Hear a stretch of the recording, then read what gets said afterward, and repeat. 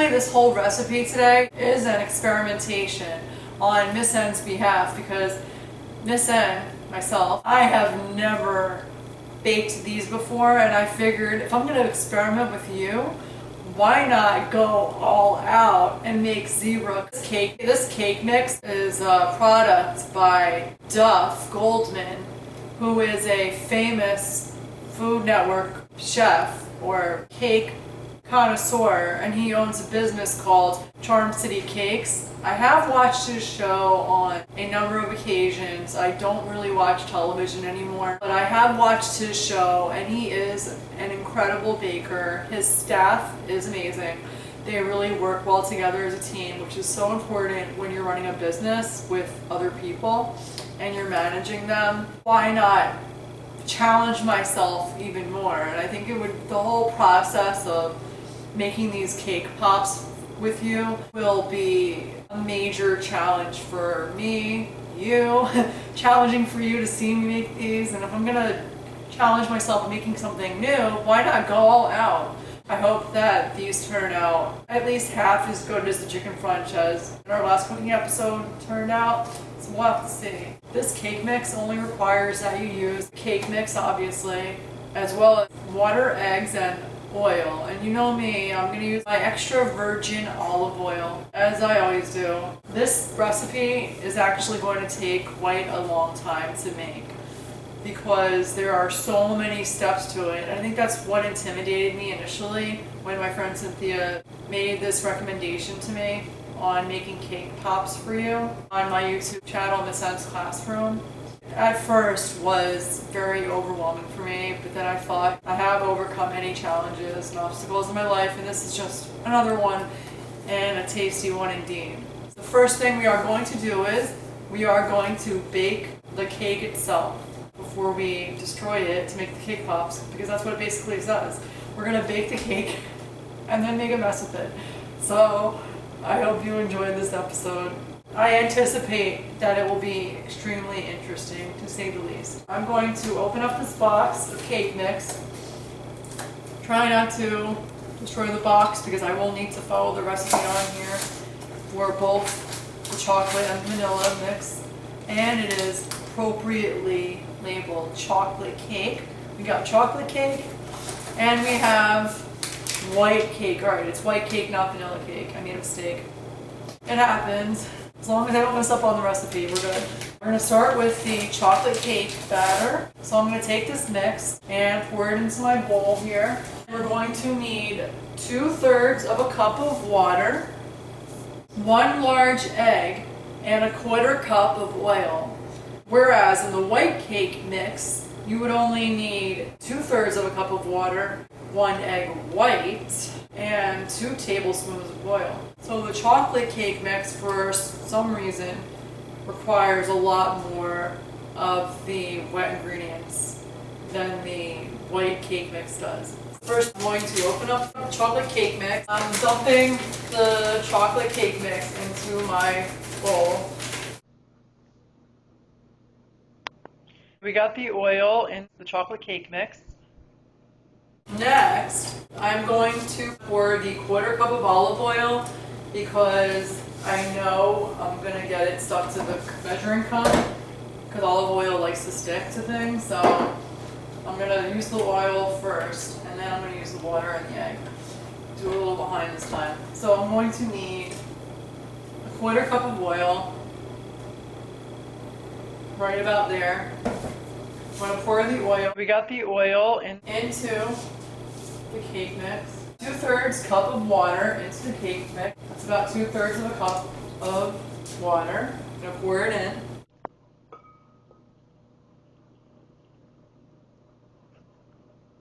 Then I'm going to break the egg because we need 1 whole egg, 1 large egg. It actually says it on the box. 1 large egg into our chocolate cake mix.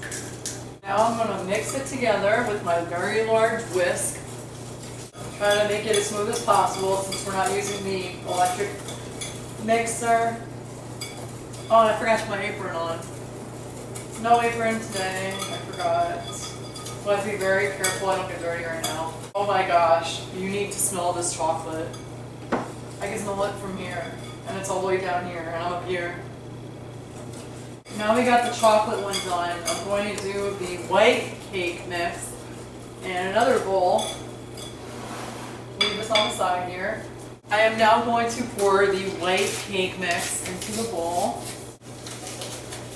Like this. I didn't say put the mix in the bowl. I said pour it. Alright. Pouring the white cake mix into the bowl. We need 2 of these big guys of oil.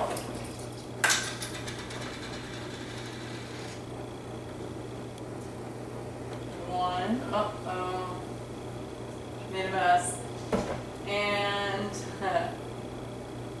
don't want to waste anything. So I poured it from here. 1. And that's 2. 2 tablespoons of extra virgin olive oil. We need 2/3 cup of water. Again, that's about 2/3 of a cup, so make sure I get it right. Then the recipe for the white cake mix also calls for 1 egg white. We don't need the whole egg for the white cake mix. So what I'm going to do is I'm going to carefully juggle it into the bowl, just the white part, not the yolk.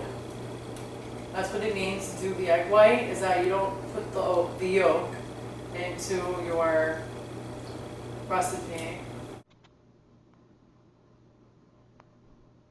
So I'm mixing the white cake mix batter. Make it as smooth as I possibly can with my hand.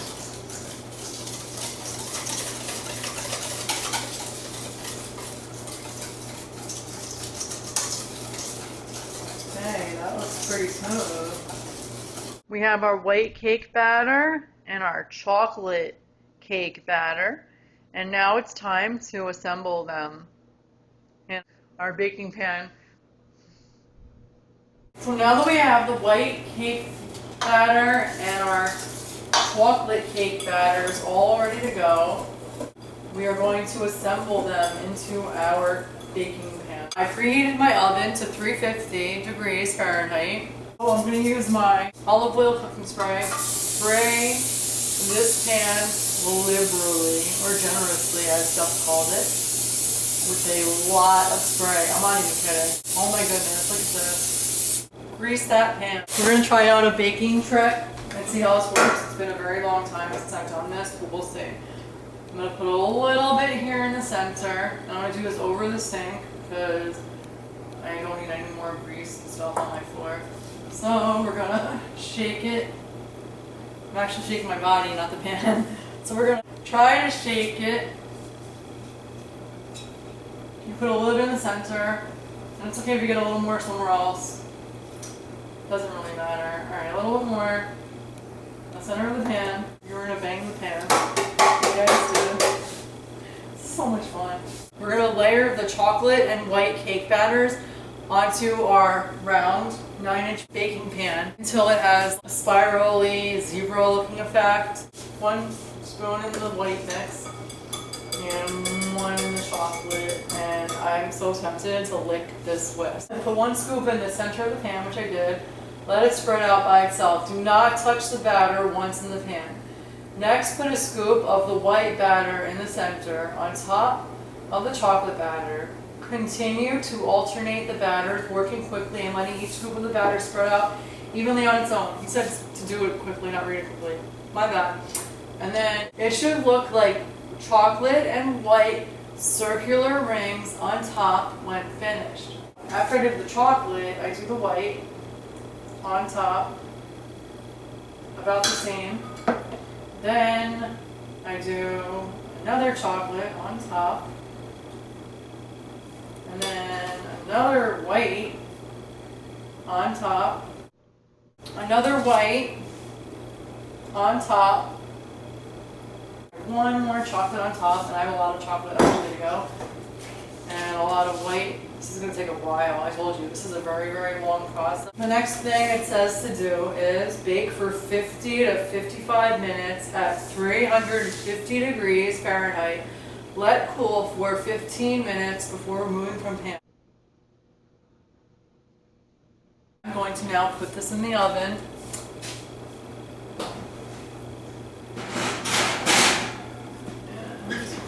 I put my timer on 55 minutes, which is 5 minutes shy of an hour. Yeah, you can see this. I got chocolate on one hand and white cake batter on the other with the chocolate.